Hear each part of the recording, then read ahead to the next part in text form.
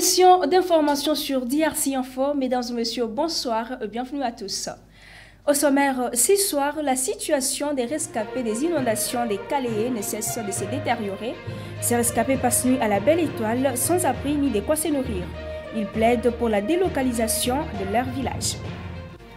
Le monde entier célèbre le 12 mai de chaque année la journée de l'infirmière. Pour cette année, le thème retenu est les infirmières, notre avenir. Je le disais au sommaire, les rescapés des inondations qui se sont produites à Caléé dans la province du Sud Kivu traversent un moment difficile et c'est malgré l'assistance du gouvernement central. Ils plaident pour la délocalisation de leur village. Charmé Chikoro.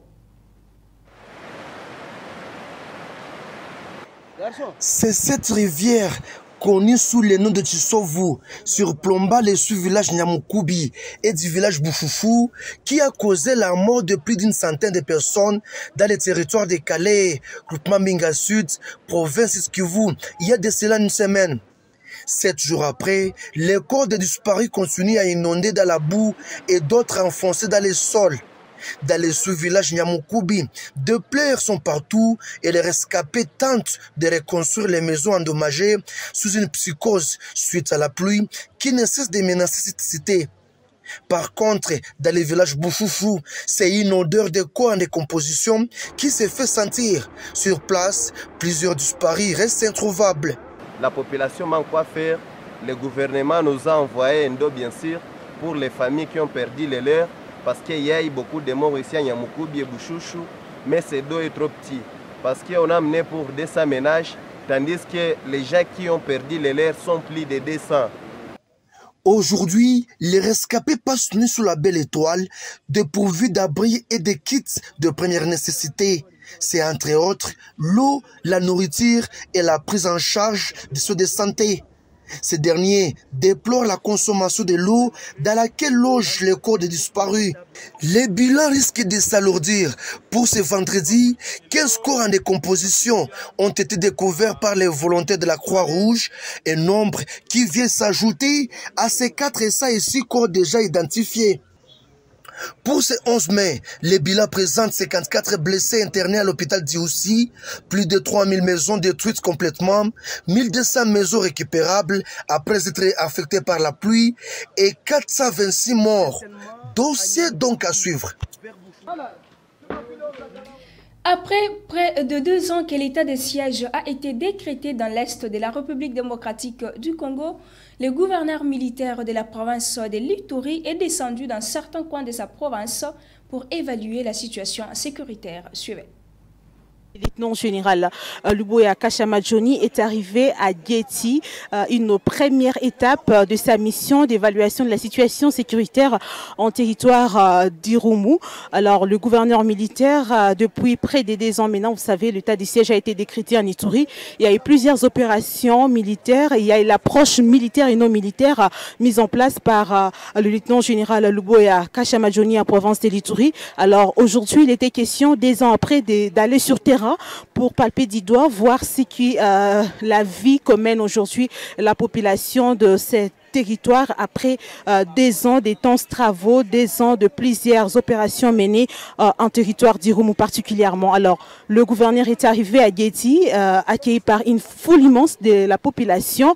En septembre, un signe déjà du retour de la paix parce que il n'y a pas très longtemps, Guéti, tout comme d'autres coins du territoire d'Irumu, ont été vidés de sa population.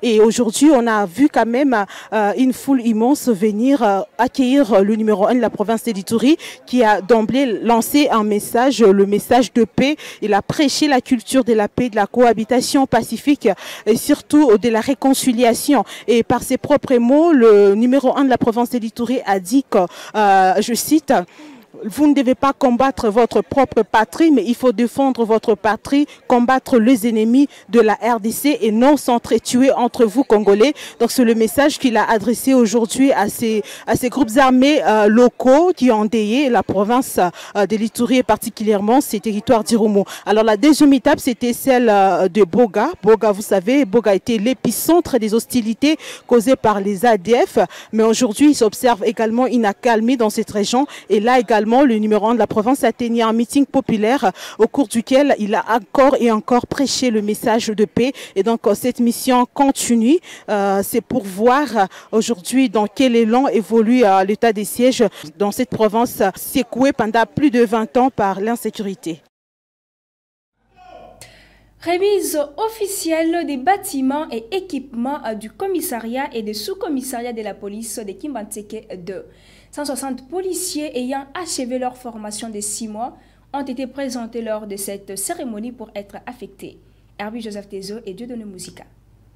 Professionnaliser la police pour la population et la paix et établir le système de la police des proximités, une vision nationale de la réforme de la police en République démocratique du Congo. Tout part par une formation d'environ 160 policiers formés pour 6 mois à l'école de police de Kassangoulou avec une cérémonie de clôture réussie le 21 avril 2023 dernier grâce à la collaboration entre la JICA et l'Organisation internationale de migration que un commissariat et 2 sous-commissariats ont été construits afin de donner un environnement propre et professionnel à la police des proximités, essentiellement pour le service de sécurité publique. C'est ainsi, ce jeudi 11 mai 2023, jour historique pour les habitants de la commune de Kimbantseke 2 et les 160 policiers détachés dans ce coin de la capitale. Du vice-premier ministre, ministre de l'Intérieur, de l'ambassadeur du Japon, de l'inspecteur de la police, du commissaire provincial de la police, de la représentante du projet JICA, en passant par le bourgmestre de la commune de Kimbantseke, tous étaient remplis de satisfaction de voir ce projet être enfin réalisé. Un commissariat et 2 sous-commissariats construits et dotés en équipements nécessaires, y compris en matériel roulant, action qui donne la parole au bourgmestre de la commune de Kimbantseke de s'exprimer en ces termes. Ça s'appelle déjà Paris gagné d'entrée, parce que c'était au départ comme un défi. Et j'ai pris le devant moi-même avec mes partenaires de la JICA et la police congolaise et la police nationale congolaise pour donner une formation à mes polices de proximité qui sera une police pour la population. Et aujourd'hui, vous avez vu, comme je le dis, c'était un pari, mais ça s'appelle Paris gagné. J'ai construit 3 commissariats modernes, dont la preuve, vous l'avez devant vous, et 2 autres sont dans les quartiers Luebo et l'autre dans le quartier Kambamulumba. Et aujourd'hui, c'est l'installation définitive et officielle de ma police de proximité que je suis en train de repartir dans tous les commissariats.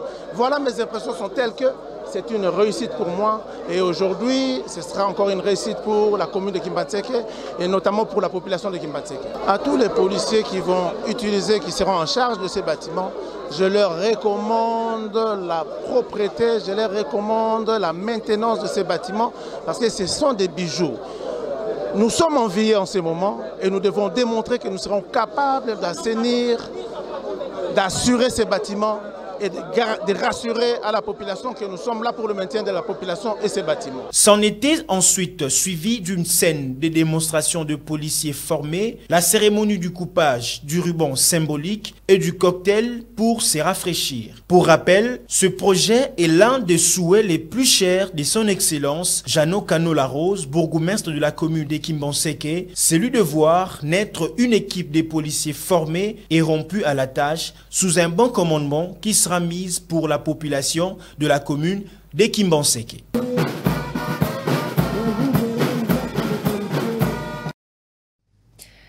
Après cette cérémonie de remise des bâtiments qui a eu lieu à la commune de Kimbantseke, la population de ce coin n'a pas manqué de manifester sa joie tout en félicitant les autorités pour cette initiative. Ils sont au micro de Herbie Joseph Tezo et Dieudonné Musica. Nous avons commencé en fait par la formation à Kassangoulou de 6 mois. 6 mois sur la police de proximité. Aujourd'hui, nous avons terminé les commissariats là où les policiers formés sont affectés et qui va mettre en œuvre ce qu'ils ont appris en tant que policiers très bien formés. Pour la police de Kimbantseke et surtout celui de Kimbantseke 2, je vous souhaite la continuation. Vous avez appris la police de proximité à Kassangoulou. J'espère bien que vous allez mettre en place, en pratique ce que vous avez appris pendant 6 mois. Pour la population de Kimbantseke, je vous souhaite vivement d'aider votre police. Ce sont des policiers très bien formés. Ils sont à côté de vous, pas contre vous. J'espère bien que vous allez soutenir en partenariat ensemble la police et avoir une bonne sécurité dans la commune de Kimbaseke. C'est meilleur. Nous sommes très satisfaits de tout ce qui vient de passer. Parce que nous sommes sûrs que la sécurité va être montée par la police de proximité. Je remercie la cérémonie qui vient de passer. En tout cas, merci pour le gouvernement, merci pour la JICA. Je vous remercie. Lelonde Tobandi Moussala, Nangolo Nanzambe, population de la Kimia, Makamunyo Sekotambo na Kimia, Nalisungi na gouvernement na biso Congo. Qui célèbre aujourd'hui la journée de l'infirmière. Les infirmières, notre avenir et les thèmes internationaux retenus. Images et commentaires.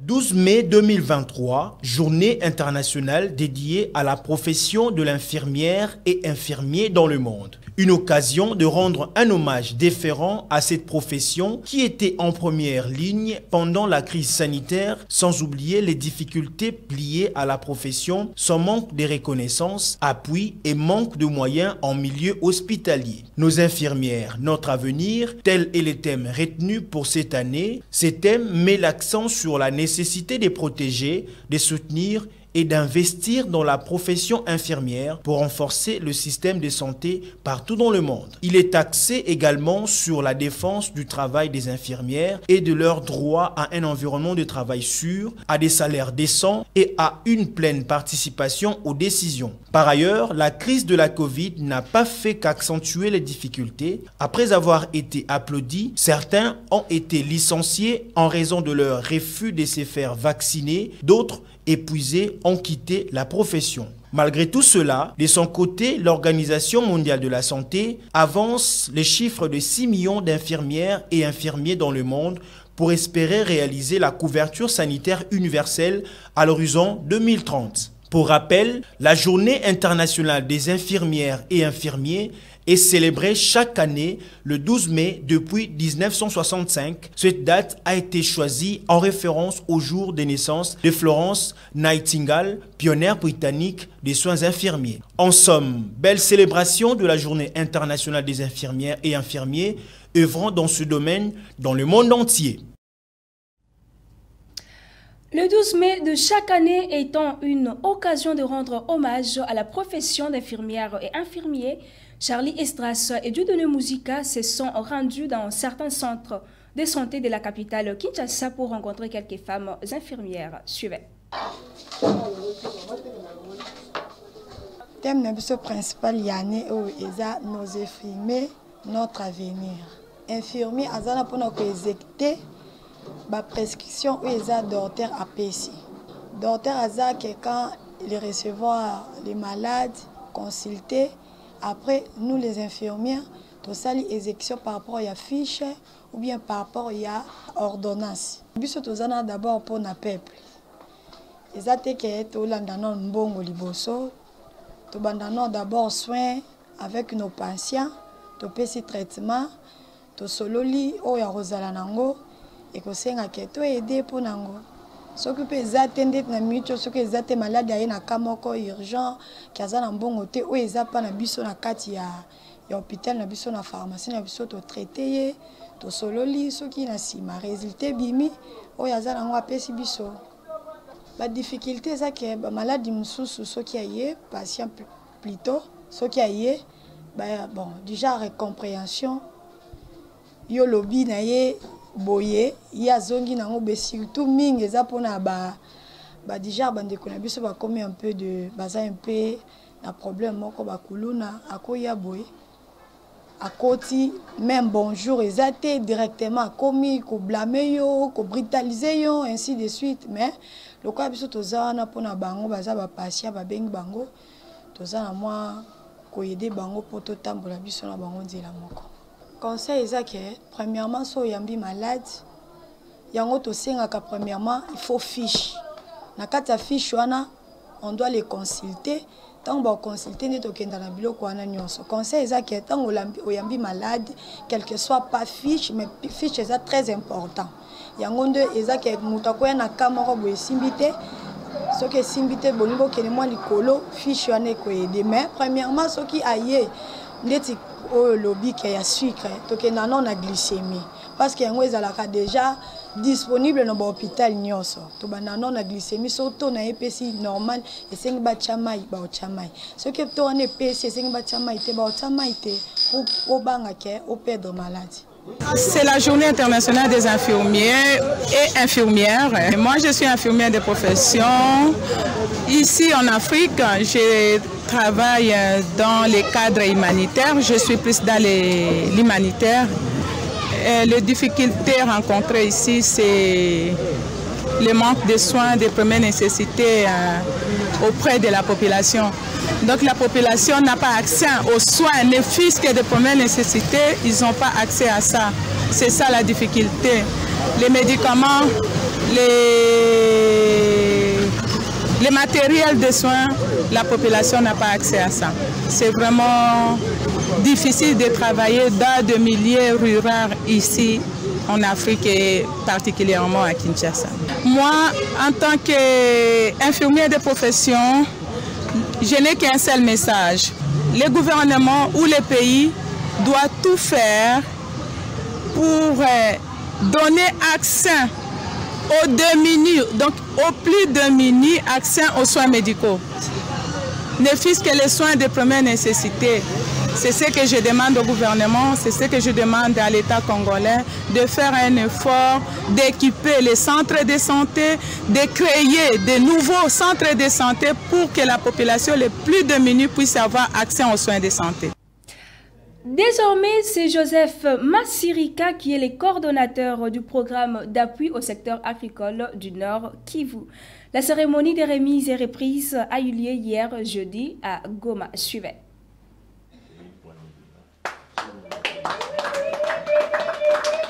Après s'être démarqué avec succès dans la coordination du projet Livre 3, Joseph Massirika Matungulu vient d'être élevé à la tête du projet d'appui au secteur agricole au Nord Kivu. Le nouveau coordonnateur du passant Nord Kivu vient de prendre les bateaux du commandement de cette session publique ce vendredi 11 mai 2023 à Goma au cours de la cérémonie de remise et reprise avec son prédécesseur qui faisait l'intérim. En présence du secrétaire général de l'agriculture et du directeur de cabinet du ministre national de l'agriculture et des personnels du passant Nord Kivu, M. Daniel, coordonnateur sortant, a présenté le bilan des activités du projet tout en souhaitant le succès à son successeur. Après la signature du procès verbal de la remise et reprise, Joseph Massirika Matungulu a reçu les sceaux et d'autres matériaux du travail. C'est une province qui a connu des conflits et des turbulences. Mais le projet a su maintenir son cap avec l'accompagnement du gouvernement central, l'accompagnement de la province Nord Kivu et aussi l'accompagnement des FIDA pour maintenir la situation malgré l'insécurité. Le nouveau coordonnateur a promis de s'acquitter pleinement de sa mission et de travailler en toute collaboration afin de produire un travail de titan. En équipe, mettre en confiance tous les membres de l'équipe, collaborer avec le gouvernement central et le bailleur et aussi être très proche des partenaires d'exécution parce qu'en fait de compte, ce sont eux qui nous aident à mettre en place les activités. Donc on doit être très proche, on doit collaborer afin que nous puissions atteindre la mission qui nous a été assignée. Le secrétaire général de l'agriculture a remercié les deux coordonnateurs pour les travaux et a recommandé aux nouveaux de faire un de plus. Daniel, merci beaucoup et félicitations. Félicitations aussi à l'équipe portant. Commençant par le nouveau coordonnateur, Joseph, et à qui nous souhaitons bonne chance. Bonne chance. Nous ne devons pas lui faire peur en disant attention à l'insécurité. Non, ça nous devons garder chacun dans son coin et plutôt penser à l'accompagner. Notons que le projet d'appui au secteur agricole Nord Kivu est financé à la hauteur de 59 371 000 $ américains pour l'amélioration de l'agriculture et la lutte contre la pauvreté et la faim au Nord Kivu. C'est par cette note, mesdames et messieurs, que nous bouclons ce journal. Mais avant de nous quitter, rappelons les principaux titres. La situation des rescapés des inondations des Caléens ne cesse de se détériorer. Ces rescapés passent nuit à la Belle Étoile sans abri ni de quoi se nourrir. Ils plaident pour la délocalisation de leur village. Le monde entier célèbre le 12 mai de chaque année la journée de l'infirmière. Pour cette année, le thème retenu est « Les infirmières, notre avenir ». C'est par ici que nous mettons complètement fin à ce journal. Merci à vous de nous avoir suivis. Restez bien branchés pour la suite de nos programmes. Au revoir.